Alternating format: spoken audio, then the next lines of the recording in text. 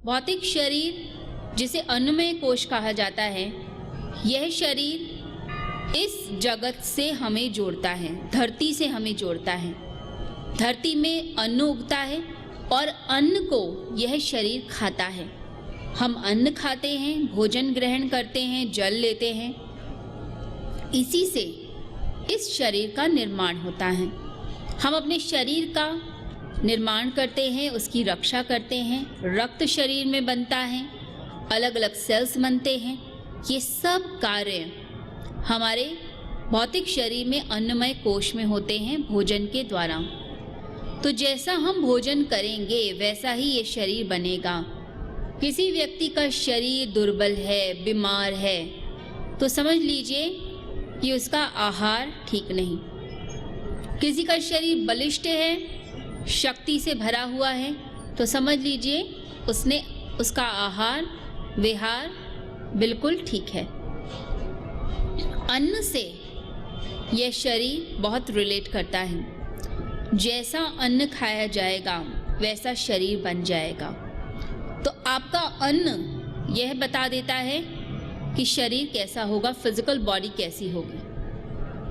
तो ये शरीर जो है, भौतिक शरीर, इसका शुद्धिकरण कोई व्यक्ति करना चाहे तो सबसे पहले उसे अपने आहार पर नियंत्रण करना चाहिए। योग साधना कहती है कि यदि योग की राह पर चलना है तो सात्विक आहार का सेवन कीजिए।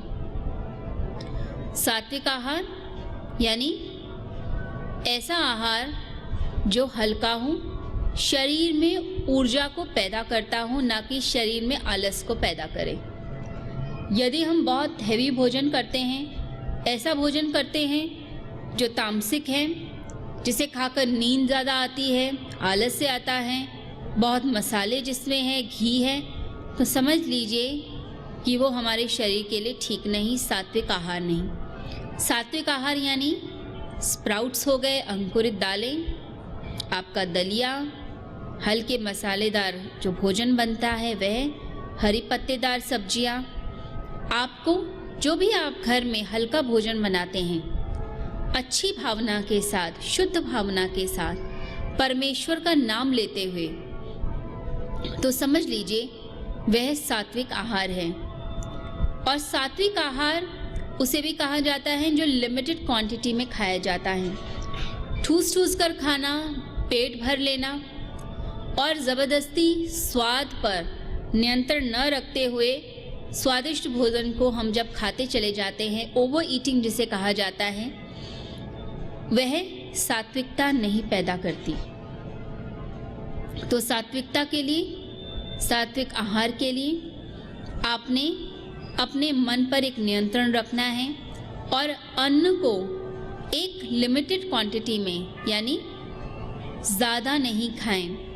इतना स्पेस पेट में रखिए कि यदि एक रोटी खानी पड़े तो आपका पेट उसको हजम कर पाए, यानी भूख से थोड़ा कम।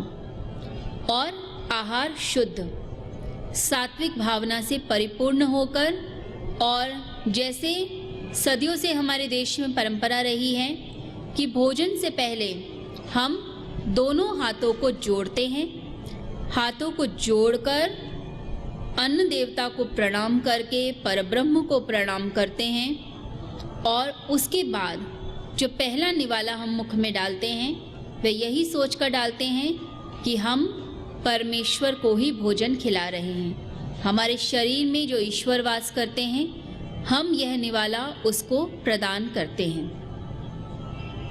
तो व्यक्ति जो सात्विकता के साथ भोजन ग्रहण करेगा, सात्विक भोजन ग्रहण करेगा, उसका शरीर शुद्ध होना शुरू होगा। शरीर के शुद्धिकरण में एक और बात बताई जाती है जिसे कहा जाता है व्यायाम, यानी योग आसन।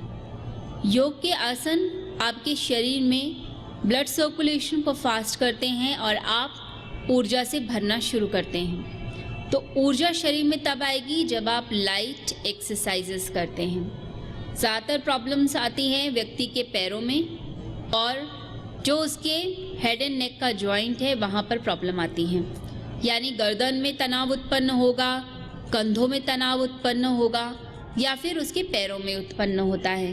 यहाँ से दिक्कत शुरू होती है। तो ब्लड सर्कुलेशन फास्ट होगा।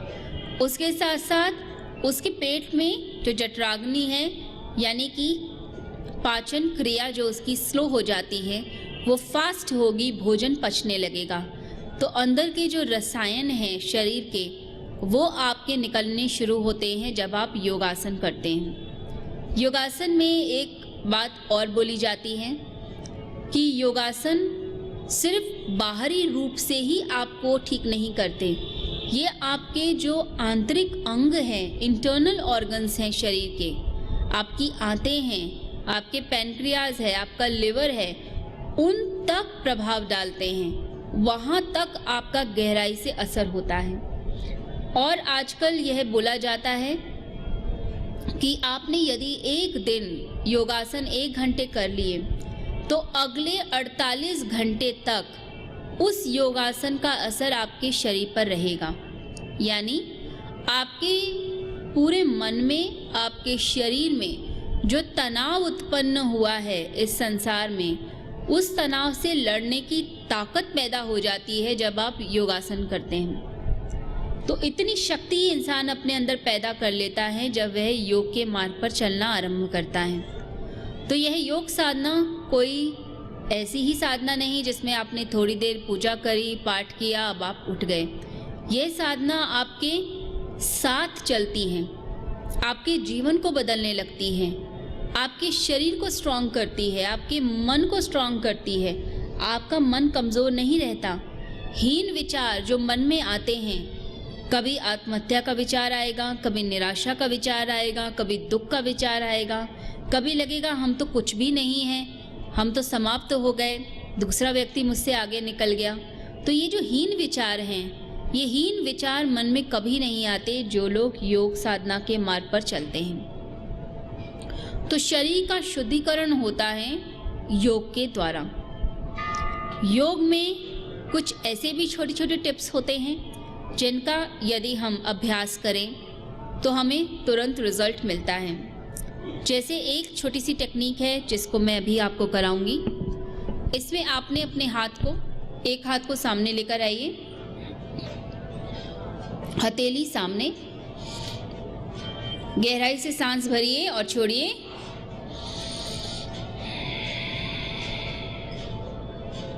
अब दूसरे हाथ से अपने हाथ के अंगूठे को अपनी ओर दबा के खींचे। आपकी कोहनियां न मुड़ी हो, कोहनियां सीधी रखें। अब पहली उंगली को दबाइए अपनी ओर। ये प्रेशर पॉइंट्स हैं, इन्हें दबाने से पूरी बॉडी पर असर आता है। अब सबसे बड़ी वाली उंगली मिडिल फिंगर, मध्यमा, अब उसके बाद नेक्स्ट फिंगर, रिंग फिंगर, अगली उंगली को दबाएं। अब छोटी उंगली, उसको दबाइए। अब पूरी हथेली को अपनी ओर प्रेस कीजिए।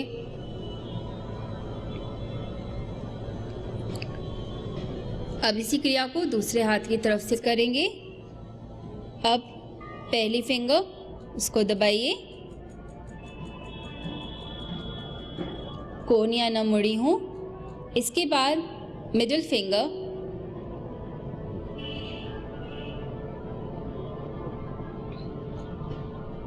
अब अगली उंगली को, रिंग फिंगर को पूरी तरह से दबाइए। अब छोटी उंगली, इसको दबाइए, फिर पूरी हथेली को दबाइए।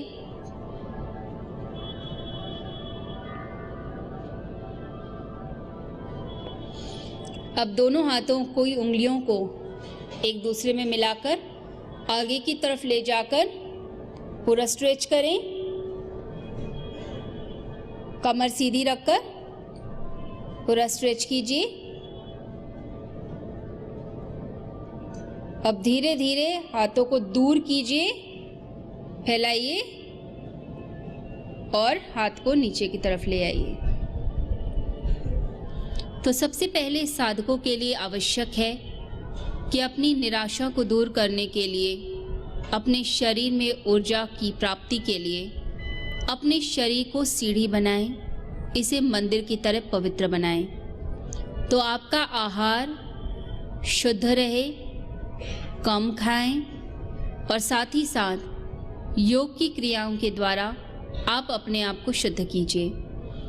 इसके बाद जो कोश है, जिसे प्राणमय कोश कहा गया, यह कोश हमारे आभा मंडल का निर्माण करता है।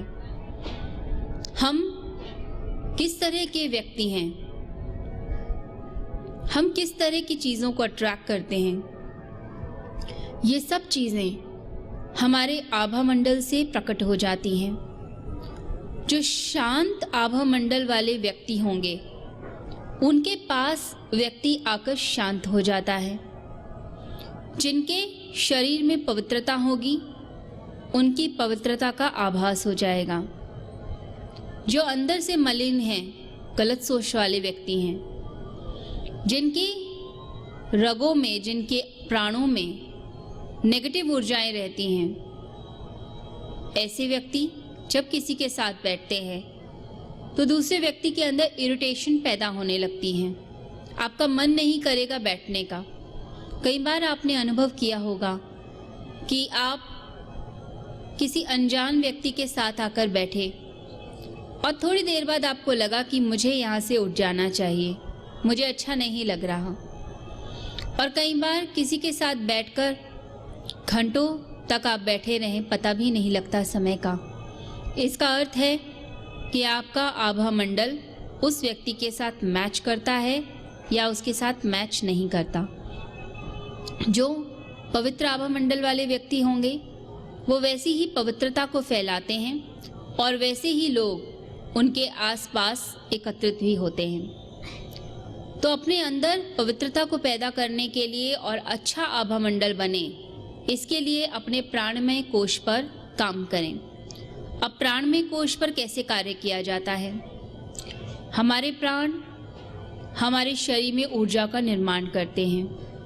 यह एक्सपेंडेबल हैं, यानी कि यह शरीर से बहुत दूर तक विस्तार पाते हैं और बहुत जल्दी सिकुड़ कर अंदर की तरफ भी आते हैं। जब आप डरते हैं तो आपका आभा मंडल सिकुड़ जाता है। जब आप प्रसन्न होते हैं तो आभा मंडल आपका फैल जाता है। जो लोग दैविक शक्तियों से संपन्न होते हैं, उनका आभा मंडल हमेशा फैला हुआ होगा।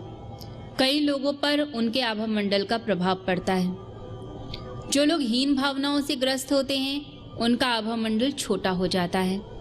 इसे इलेक्ट्रोमैग्नेटिक फील्ड भी कहा गया है, यानी कि आपका चुंबक शरीर का मैग्नेट और आपकी बायो इलेक्ट्रिसिटी, शरीर के अंदर भी विद्युत है, तो हमारा विद्युत और हमारा मैग्नेट, ये दोनों चीज़ें आभा मंडल के अंदर होती हैं। इससे जो लोग बहुत अच्छा व्यक्तित्व जिनका होता है, हम उन्हें कहते हैं चुंबकीय व्यक्तित्व है, यानी बहुत जल्दी खींच लेते हैं अपनी ओर। तो इसका मतलब हुआ आभा मंडल पवित्र है, प्राण ऊर्जा ज़्यादा है। प्राण ऊर्जा जितनी ज़्यादा होगी, व्यक्ति उतना उत्थान करता है, उतनी सफलता उसे ज़िंदगी में मिलती है। बहुत से लोग थोड़ा सा काम करके थक जाएंगे, घर आकर इरिटेशन होती है, गुस्सा अपने परिवार पर उतारते हैं और अपने आप को मैनेज नहीं कर पाते। और कई लोग घंटों घंटों तक काम करते हैं, उसके बाद भी ऊर्जा से भरे रहते हैं, उसके बाद भी शरीर में इतनी जान और ताकत होती है। इसका मतलब है प्राण बहुत स्ट्रांग हैं। तो हमारे प्राणों में शक्ति आए, इसके लिए प्राणों पर कार्य होना चाहिए, प्राणों की चिकित्सा हमें करनी चाहिए। यह प्राणायाम के द्वारा, प्राण साधना के द्वारा पाया जाता है। यह प्राण साधना अलग अलग चरणों में होती है और आम व्यक्तियों के लिए शुरुआत में सबसे पहले जानना ज़रूरी है कि इसके शुरू में 4 चरण होते हैं। एक होता है सांस को अंदर खींचना, जिसे इनहेलेशन कहेंगे, यानी कि पूरक। तो सांस हम अंदर भरें, गहराई से सांस अंदर जाए, ये आपका पूरक हो गया। इसके बाद आता है सांस को बाहर की तरफ फेंकना, जिसे कहेंगे रेचक यानी एक्सलेशन। सांस बाहर की तरफ आपकी जा रही है। तो सांस अंदर आए, सांस बाहर जाए, ये 2 चरण। अब इसके बाद आता है सांस को अंदर लेके सांस को रोक लेना।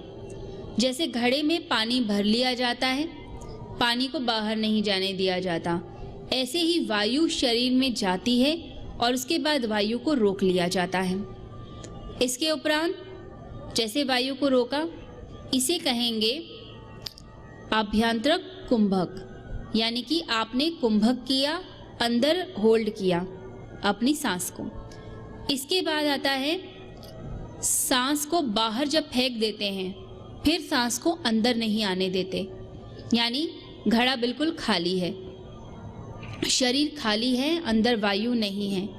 यह भी एक प्रकार का कुंभक माना जाता है। तो एक कुंभक है जब सांस को अंदर लेते हैं और बाहर नहीं जाने देते, और दूसरा कुंभक है कि जब सांस पूरी बाहर चली जाए तो सांस को अंदर प्रवेश शरीर में नहीं करने देते। तो ये 4 चरण हैं जिसे 4 स्टेप ब्रीदिंग टेक्निक कहा जाता है, और यह प्राण साधना की शुरुआत है।